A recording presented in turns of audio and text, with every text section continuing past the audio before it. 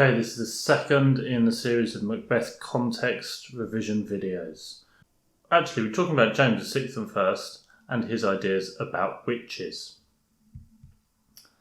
So, James married, fairly young, somewhere in his early 20s, this woman, Anne of Denmark.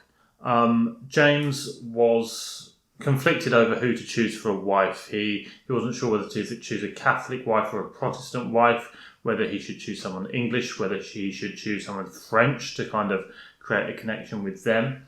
It turns out that he could get the best deal and the most money by marrying this girl, Princess Anne of Denmark.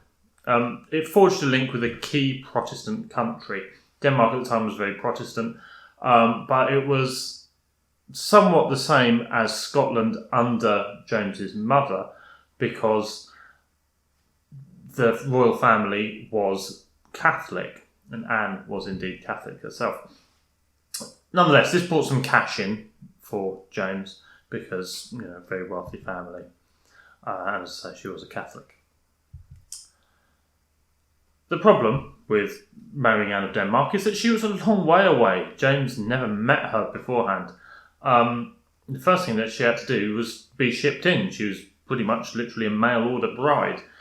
Somebody had been over to paint her, so James had seen a painting like this of her and kind of given his general approval. So she was going to be shipped over all the way from Denmark to Edinburgh. The North Sea is quite a dangerous place, very cold, quite stormy, and just as the ships were about to leave to go and pick her up, an enormous storm took place. It lasted for weeks.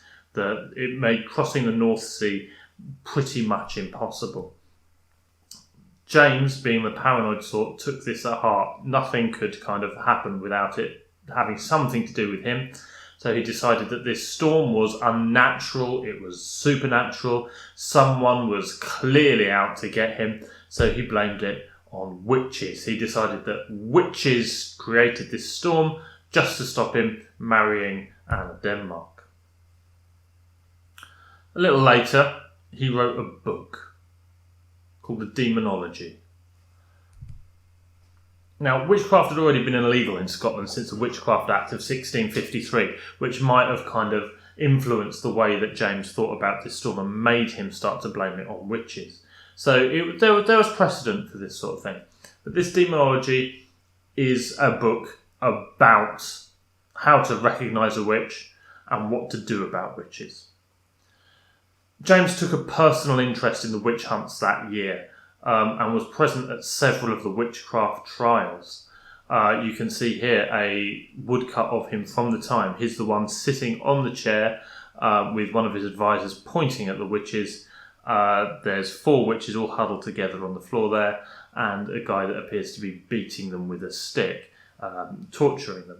Most of these were little old ladies who kind of lived on the edges of town. They really weren't kind of doing anyone any harm, but they weren't doing anyone any good either, so they'd kind of get these accusations of witchcraft levelled at them.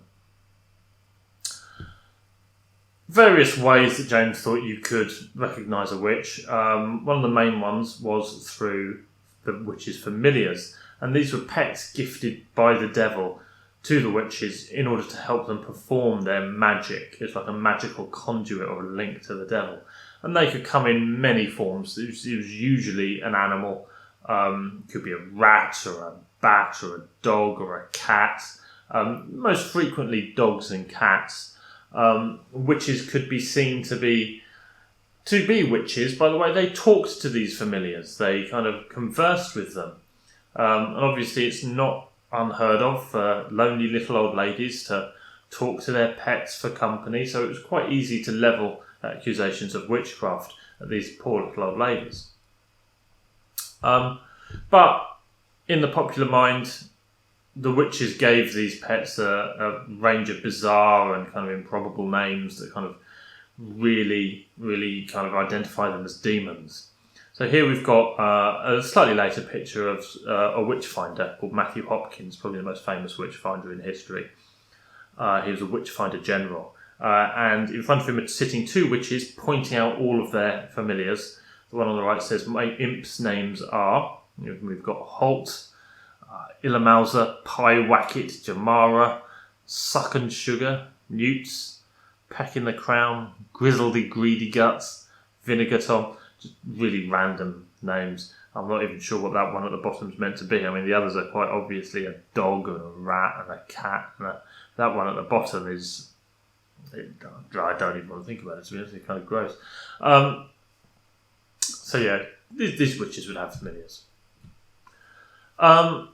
Witches are also thought to be able to control the elements. The elements are not the same as the the periodical table of elements that we use these days. The elements for people in this time were earth, soil or dirt, air, fire, and water. It was thought that a combination of these four things made up everything on Earth. So, if you had wood, it would be made up of a certain combination of earth, air, fire, and water. The human body was made up of earth, air, fire, and water in certain combinations. This is why people believed in alchemy at the time. They thought you could turn anything else into gold if you just could change the combination of elements in, say, a stone. If you added more air, took out some water, and added a little bit of fire into stone, somehow you'd magically end up with gold. Obviously, it doesn't work because that's not how matter works. But it's what they thought. And the witches had control over these elements.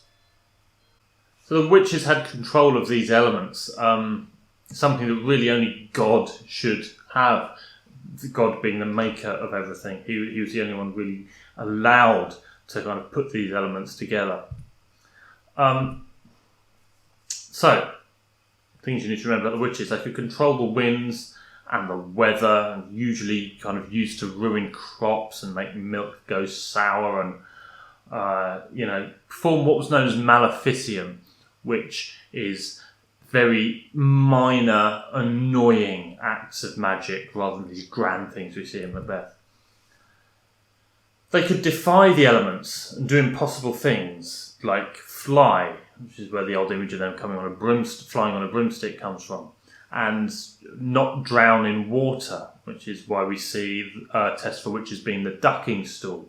A witch would be dunked underwater. If she drowned, she's not a witch because you drown in water. If she doesn't drown, then she's clearly a witch because she can control the element. This is shadowed in Macbeth in various ways. The witches hover, they sail in a sieve. So you've got this idea of elements coming into Macbeth as well.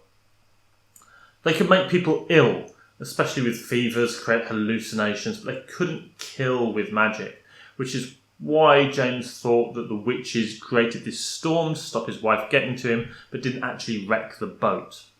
And again, this is reflected in Macbeth, in how Macbeth and Lady Macbeth are described repeatedly as becoming more and more ill throughout the play. And usually, witches just wanted to upset the natural order and create chaos. They didn't have some grand scheme. They didn't want to take over the world. They just wanted to cause chaos and just take the perfect things that God had made and ruin them for the sake of ruining them.